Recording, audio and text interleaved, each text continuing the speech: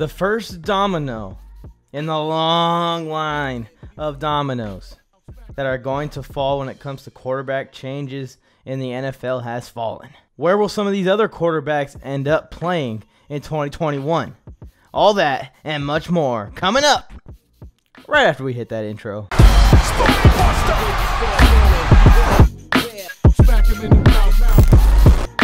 I gave you fair warning, beware. Smack him in the mouth. For the end zone, it is. Caught for the touchdown. Smack him in the mouth. I gave you fair warning, beware.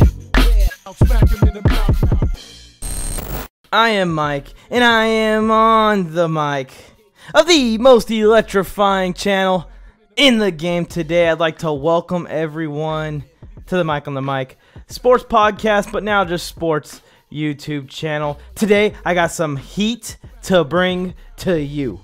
Let me tell you. But first, before we do anything else, help me out trying to get to 1,000 subs so that way I can start to do this more full time. It takes 2 seconds. Hit the sub, turn on the notification bell, drop a like, and if you like the video or have any interaction to the video, go ahead and drop a comment once the video has concluded. What is up, everyone? I am excited to get into this topic today.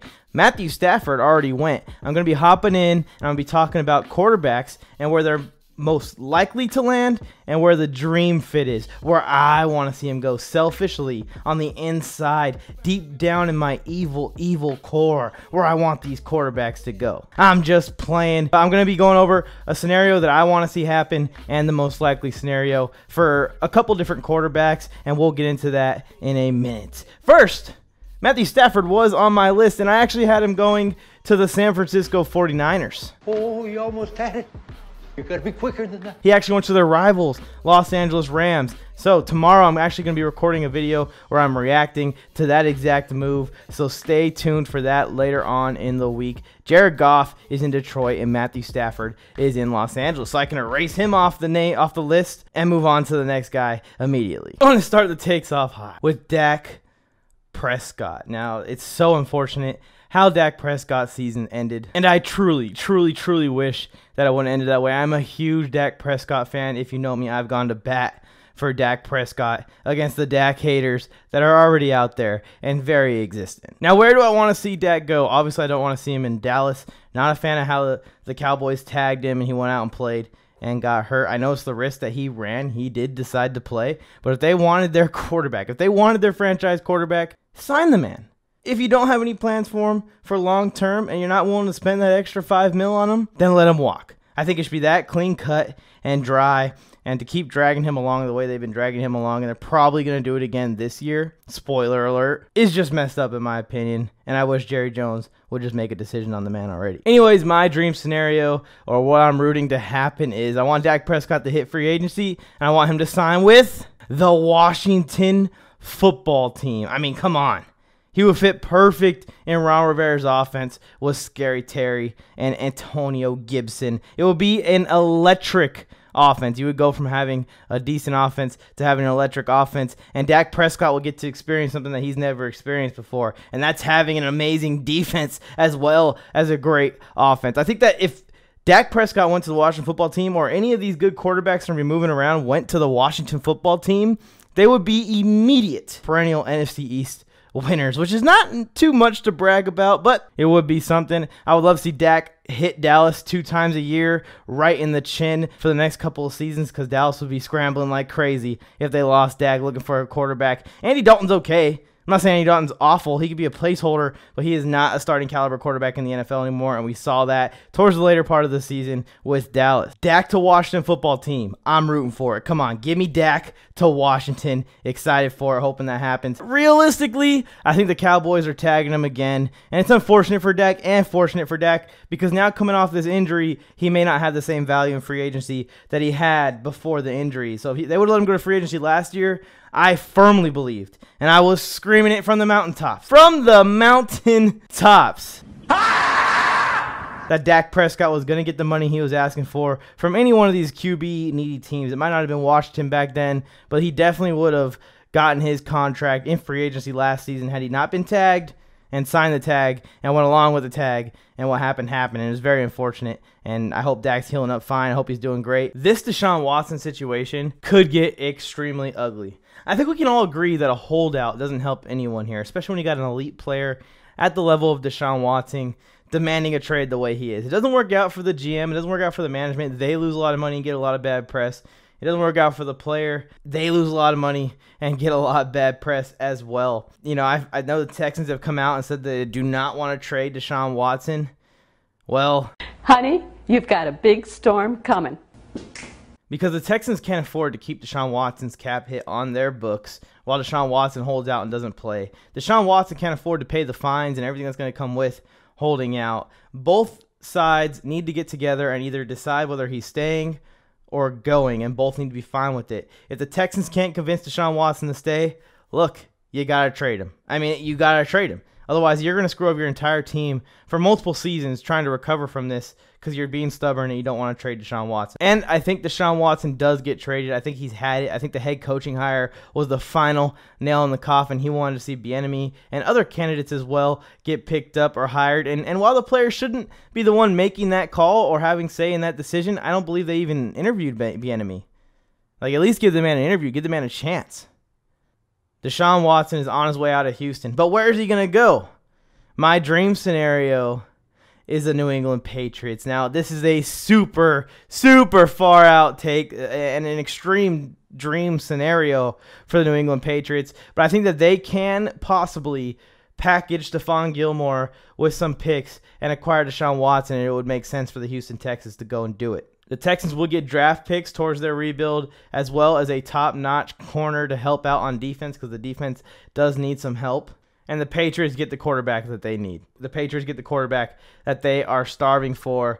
Just a year removed from Tom Brady, but it just feels like there's a sense of urgency with the Patriots and getting a quarterback. Now, I don't think that the Patriots are going to make this move. Bill Belichick typically doesn't make moves like this. He likes to draft his team, build his team from within, and add a free agent here and there, but he likes veteran guys that are smart and can understand the offense that he's going to install. So I don't see Bill Belichick really going out and getting Deshaun Watson, and I don't see Bill Belichick spending gigantic money and draft capital on Deshaun Watson like he would need to pick up Deshaun Watson off of the Texans roster. But it's a dream scenario. One can dream. I think Deshaun Watson and Bill Belichick would go well together. You could tell that Bill Belichick was ready and wanted to be more dynamic on offense than we're used to seeing with TB12 in a New England Patriots uniform. When he picked up Cam Newton, he completely changed the offense for him, changed the offense around him, didn't send Cam Newton out there and tell him to become a pocket passer. He was ready to adapt and make that change. And I just wonder, and I think that Bill Belichick wants to go that direction. He kind of sees the league changing. He's smart, and this is his opportunity to go ahead and make the switch to that quarterback that can be a little bit more dynamic, that can hurt you with his legs and hurt you with his arms. So I think Bill Belichick will look for a scrambling quarterback. I don't think he'll spend this big on one like Deshaun Watson. Looking for Bill Belichick, probably looking at the draft more than anything. Most likely scenario, I think Deshaun Watson is going to be a New York Jet next year. I'm very confident in that pick as well. Something that I'm not usually comfortable doing when it comes to these free agency moves because of the Stafford situation. I really thought he was going to San Fran. There was talks he was going to San Fran. San Fran made sense. He put San Fran at the top of his list of teams that he wanted to go to.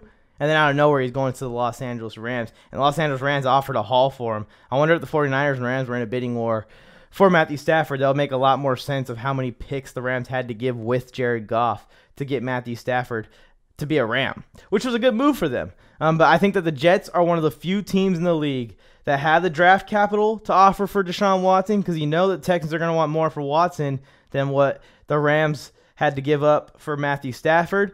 And they have the cap space to take on Deshaun Watson's contract. And they have, enough space to not only take on Deshaun Watson's contract, but also start to build a team around him. I think the New York Jets are going to get Deshaun Watson this offseason. It just is a matter of time. And I don't know if it's going to be anytime soon, with the Texans kind of playing hardball here. And they also could be saying that to drive the price up on Deshaun Watson. So we will see. But I'm very confident that you're going to hear news this offseason, probably before the draft. You're going to hear news Deshaun Watson is a New York Jet. And I think Deshaun Watson listed New York as a spot that he wanted to go to. So you don't have to worry about him waving that trade clause in front of the Texans' face and saying, I don't care what they're offering. I'm not going to them, and I'm not playing for you. You don't have to worry about him doing that with the New York Jets, because I think he did kind of list them at the top of his list, mainly because of the New York market value. I know that's what it's for. Robert Saleh, I think, could definitely work with Deshaun Watson. Both very passionate guys. Deshaun Watson, very passionate on the field. Saleh, very passionate from the sideline. It would be a good fit, although I do think Sam Darnold is also a good fit for New York. That would send Sam Darnold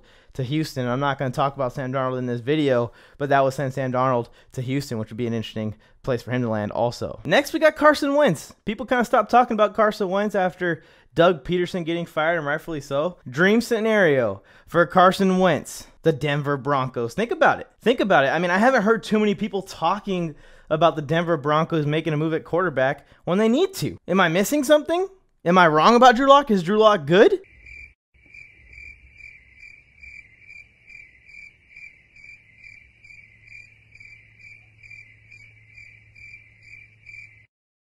Anyways, I definitely think the Broncos should be looking for a quarterback this offseason. They may be sneakily in these Deshaun Watson sweepstakes as well. They got a good receiving core. I think Noah Fant is about to break out as one of the star tight ends in the league. The offensive line could use some work, could use some help. The running game could use a little bit of work, a little bit of help. Melvin Gordon didn't really make the impact that Denver was hoping that he would make. The defense always is good in Denver. They could use a little bit of help in the secondary, but I think they're going to be okay. They're probably going to use draft capital on secondary in the draft. So acquire a guy like Carson Wentz. Acquire a guy like Deshaun Watson. You're in a division with Patrick Mahomes, Justin Herbert, and John Gruden.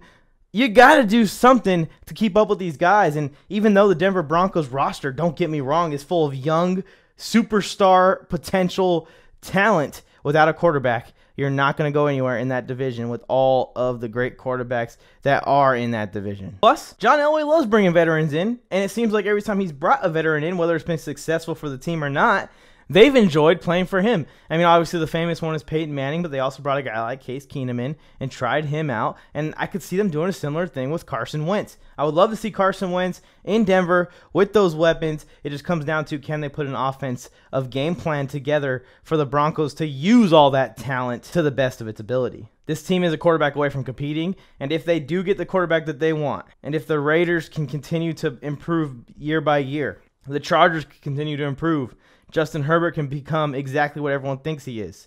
You know, the Chiefs are going to be there every year. They're going to be 14-2, 13-3 every year. We could see, with the 7-seeded playoffs now, 4 AFC West teams make the playoffs in coming years, but the Broncos just got to go get a quarterback. Until they get a quarterback, I think they're the 4th best team in that division, and it's only because of the quarterback. Because everywhere else, they have pretty common talent to the Chargers and Raiders, and just a little bit less talent than the Kansas City Chiefs. And the whole division has a little bit less talent than the Kansas City Chiefs. The entire NFL has a little bit less talent than the Kansas City Chiefs. Now, where do I think Carson Wentz will likely end up? I think he's staying in Philly. I don't think he's leaving Philly. They wouldn't have fired Doug Peterson if they were okay with trading Carson Wentz, because you know that's the move Doug Peterson wanted to make. Doug Peterson benched Carson Wentz in the middle of a season where you were contending for the division title. I know it was the lowest winning percentage division champion of all time. They were in the mix to try and win that division title. Wentz got benched. Doug Peterson gets fired. So what that tells me is that the management and the powers to be in the Philadelphia organization want Carson Wentz as their quarterback. And I believe they probably already briefed the new head coach of the Philadelphia Eagles, hey, Carson Wentz is our quarterback. What are you going to do with him? And I bet you a lot of the questions in the interview were, how are you going to save Carson Wentz's career? And that's what they need to do. Carson Wentz needs to have an effect that Stephen Stefanski had on Baker Mayfield this upcoming season, or he might be doomed. But I think that Jalen Hurts is 20 billion times more likely to get traded out of Philadelphia than Carson Wentz at this point in time. So I think that the Eagles are going to hold on to Carson Wentz and try and run it back, try and build around him a little bit, hopefully grab a receiver or two in free agency in the draft, help out offensive line. Defense does need some work as well, but the first things first, protect Carson Wentz and have an offense, right? So that way you can really evaluate if Carson Wentz is the guy or not. Last but certainly not least, tempers are starting to build up a little bit in Green Bay. Last couple years have been insane for the Green Bay Packers, constantly getting eliminated in the NFC title game, never taking that leap to make yourself that Super Bowl team that Aaron Rodgers knows that they can be. Look, the Green Bay Packers have an amazing team. But much like the Saints, they hit a wall in the playoffs. They hit a wall. They hit an absolute unbreakable roadblock, and that is the NFC title game. and really the NFC playoffs in general for the Green Bay Packers for the entirety of Aaron Rodgers' career. And I've been preaching it since week 1 of the season that Green Bay is setting themselves up to have history repeat itself again. They made no moves in free agency. They made no moves at the trade deadline. They drafted for the future. They didn't draft in a win-now mindset. When you have Aaron Rodgers entering the end of his career, you go for broke. You go all in like the Buccaneers did around Tom Brady. Aaron Rodgers should have a roster similar to the Buccaneers around him. And I'm not saying that the Packers aren't good enough to beat teams. I'm not saying the Packers aren't good enough to go to the Super Bowl. That game, the Packers did not play well by any means. It didn't matter who they had on the team. The whole team did not play too hot by any means, except for Jair Alexander when he was involved in the game. But the whole first half, he wasn't even involved in the game. You need to go for broke. You need to show Aaron Rodgers that you are going all in. Put all the chips in, because you never know when you're going to have to fold them. And Aaron Rodgers is basically saying that time might be now. That time might be now where I'm about to leave the team.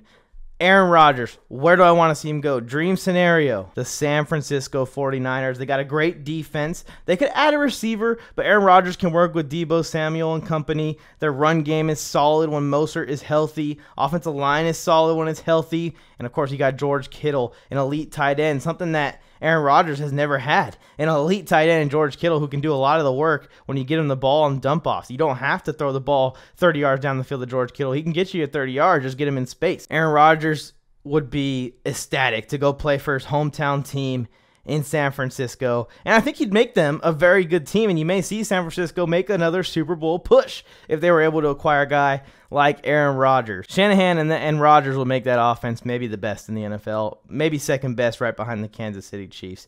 It will be a perfect fit. It's my dream scenario. Hey, one can dream, right? Because most likely I think he's staying in Green Bay. I don't think the Packers are anywhere near ready to move on from Aaron Rodgers. They did draft Jordan Love, but is Jordan Love ready to fill those shoes? Heck nah. I don't think so at all. I don't think it's even close. Green Bay knows if they trade Aaron Rodgers, they're going to have to rebuild this team. And they have too good of a team to just throw it away and go into a rebuild now mode. I do see Green Bay making more moves this offseason. I see them being more aggressive this offseason to please Rodgers and keep him around going into the 2021 season. At the very minimum, I think he probably is going to retire as a Packer still. I don't think the Green Bay Packers necessarily want to move on from Aaron Rodgers. They drafted Jordan Love as an insurance plan. But you don't go for the insurance plan. You don't go for the what-ifs when you have Aaron Rodgers. Throw everything in and go for that Super Bowl. Try and get as many rings as you can while you have an all-time great quarterback. Not just a good quarterback in the NFL now, not one of the best quarterbacks in the NFL now, all-time great quarterback, top 15 for sure. I think we all can agree. I think he's top 10 already. When you have a guy like that, like I said, you go all in, like the Buccaneers did with around Tom Brady, and the Saints did a little bit around Drew Brees this last season. But one can dream of him going to San Francisco or going to Indianapolis. I think either one of those places would be amazing fits for Aaron Rodgers. That bad man up there in Wisconsin. I like to say that every time I get an excuse to say it. A lot of quarterbacks are going to be on the move this offseason. I'll throw out some honorable mentions. I got them over here listed down. Sam Darnold, dream scenario. Pittsburgh Steelers think it'd be good to sit behind Ben for this last season of Ben's career and then roll out next season. I'm not worried about Dwayne Haskins. Dwayne Haskins is not going to – he's not better than Sam Darnold, I'll tell you that much. But where do I think he's going to land? I think Sam Darnold's going to be packaged in a deal for Deshaun Watson. So Sam Darnold's going to be the quarterback of the Houston Texans next year. Also, Jimmy Garoppolo, dream scenario, likes him to go to Indianapolis, but realistically, I think he's probably going to stay in San Fran. I think he's going to stay in San Fran, and they're going to ride out his contract till they don't own anything anymore and give him a nice little, see ya, Jimmy G. Give him a cut. You cut. And then Derek Carr, perfect fit for him for me. It would be New England also, but I think he's going to stay in Las Vegas and be John Gruden's quarterback for the next couple years. I don't think he's coming out anytime soon. Otherwise, we would have heard something about Derek Carr getting traded. That does it for today's edition of the Mike on the Mic Sports YouTube channel. It's hard to not say sports podcast ever since we converted to video and no longer just audio only.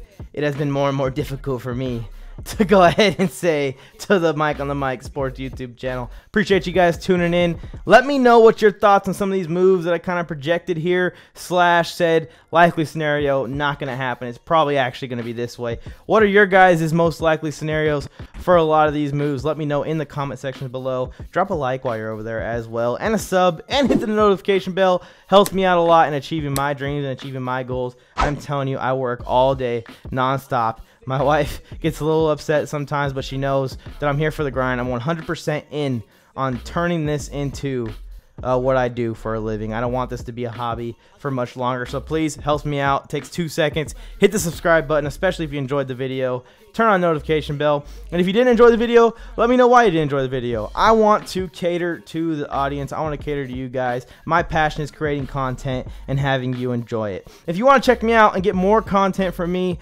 across the board, Mike on the Mic Sports. TikTok, I'm on there daily. Sports Me, I'm on there daily. Sports Me debate app, if you guys want to go check that out. Instagram, on there daily. Direct links to me through all these different social media platforms. You can literally just message me and I'll respond with my response. So if you want to go and check out more content and follow me on those pages, please do.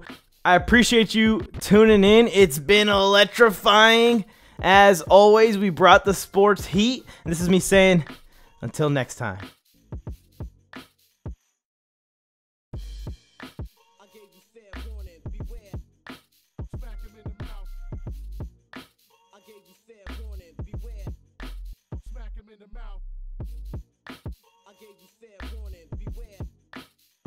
Would you like to join Team Mike or Team Joe Morley? Head over to FridayNightWars.com. As my friend Joe Morley would say, FridayNightWars.com. That's my best singing that I can do. We got coffee mugs.